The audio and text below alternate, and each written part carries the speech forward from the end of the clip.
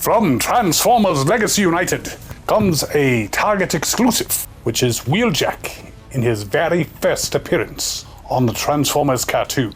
Yes, in fact, Wheeljack was the very first Transformer we saw on that particular show ever. And now we have a toy that is an homage to his original form before he came to Earth and became a race car. He was always a mad scientist, so that didn't change. So I have him here, sealed in box. We're gonna break this open, go through it bit by bit, and see if it's good for your collection. Be right back.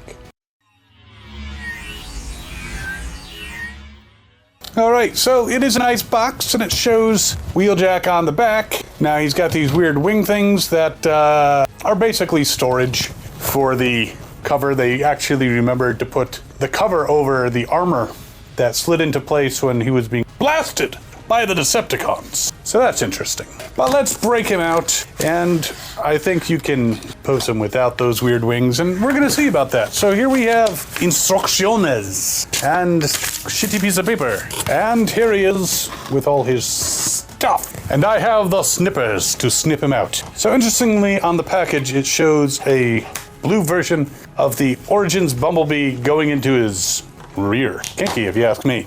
However, I imagine that means that the Origins Bumblebee can go into his rear. Wow, it's just not sounding any better. So likely, we may very well see a guest appearance from Origins Bumblebee. They put him in here good. They did not want him getting out. All right, there he is out of his package, and I'm gonna get some of this shit off my table, and we're going to refer to the instructions to see where in his robot mode all this shit goes. So the little fan thingies, he's got two of them, plug onto his back when he is in robot mode. Those are specifically designed to blow fire out of the way. And his shoulder cannon goes, guess where? On his shoulder. Though apparently it can also go in his hand. And if you really want to, you can put one of the fan things on the end so it looks like a different gun. Now what's interesting is it shows this cover in a different configuration. It actually looks like it was put in the package incorrectly, because it should be popped apart without breaking it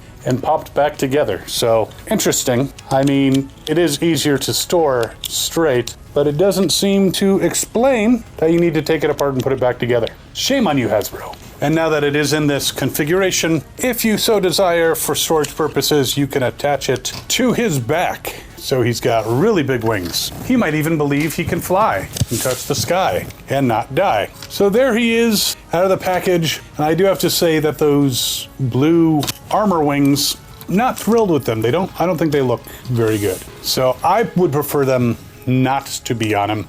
I'll just not lose them, I hope. I much prefer him looking like that, even if he does have a lot of back kibble. Now, I think it's a great thing that they've created these toys for us, the Jazz, the Bumblebee, the Wheeljack. But for those who complain about shelf warmers, that's what these guys are, quite honestly. Well, let's check him out in his robot mode. So looking at the deco, obviously the chest is very much Wheeljack G1. The head, spot on. The shoulder cannon, definitely an homage to the original G1's shoulder cannon. You can see he's got quite a bit of kibble on the back. You can see his arms here. He's got rather thick legs. Oh yeah, he does look like G1 Wheeljack, as close as they could get him with having this different alt form. So it looks pretty good. As far as poseability, I mean, much more than the original G1. Full Jean-Claude Van Damme, and his legs are square enough. He doesn't even flop or anything like that. He does have a small amount of ankle tilt, so you can put him in a wide stance. Bends at the knee, kicks forward pretty well, kicks back until he runs into his back plate to the side. Though he can do a Jean-Claude Van Damme, if you want to do a side kick, you kind of got to maneuver his hips a little bit, because he's got this joint here, goes back and forth and to the side, but you can move it in different ways. So it's a pretty good joint, but yeah, for his side kicks, depending on how high you want to put them, you might maneuver that a little bit.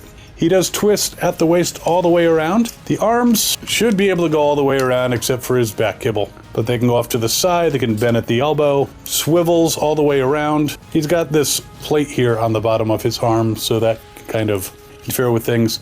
The fists actually do turn. He doesn't seem to have any other ab articulation. The arms are good, the head turns all the way around. Now I notice that it is attached to this chest plate, probably part of the transformation, but it comes forward pretty easily, so I'm gonna try to push it in so it doesn't come forward. Yeah, that's a little bit better. Oh, his feet also, in addition to, his feet turn as well. And you could probably do a little bit more swiveling and stuff, so that's interesting. But overall, a decently articulated figure. And there he is. We'll give him another look from all the sides. And yeah, Origins Wheeljack. You know, it would be nice if we could get Origins versions of the other Transformers, even though we don't know what their alt modes look like. They could extrapolate from these. That would be really cool. I mean, it's nice that we have the ones that we saw, but I'd love to see an Optimus Prime Cybertronian pre-Earth mode. In fact, they could kind of take a little bit of a page from his appearance in the comic book when he was with the Triggerbots and they were on that mission and the underbase was lost. But it would be cool if they kind of used that design as a little bit of a basis and gave us an Optimus that was Cybertronian but looked a little more like the G1 version. But all right, so